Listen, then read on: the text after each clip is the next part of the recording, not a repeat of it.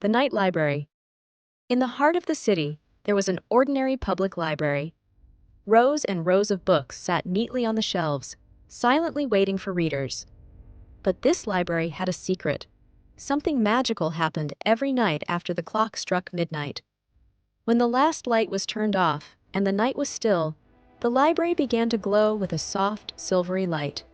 The bookshelves started to shake, and one by one, the books popped open.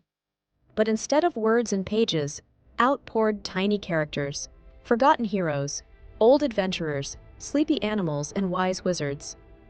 This was the Night Library, where all the characters from lost and forgotten stories gathered under the starlight. Once, these characters had exciting tales, but sadly, their stories were never finished. Some had fallen asleep between the pages, gathering dust on the shelf, waiting for someone to turn their page again. Others had been left in the middle of a grand adventure, yearning for someone to read them and bring their story to life.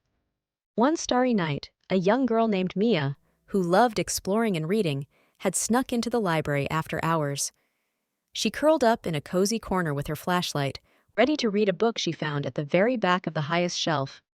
But suddenly, she noticed something curious. A faint glow began to light up the room. To her amazement, characters she'd never seen before appeared before her eyes.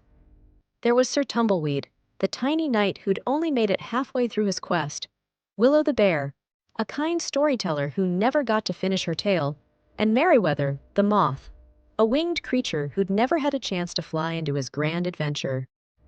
Who are you all? Mia whispered, unable to believe what she was seeing.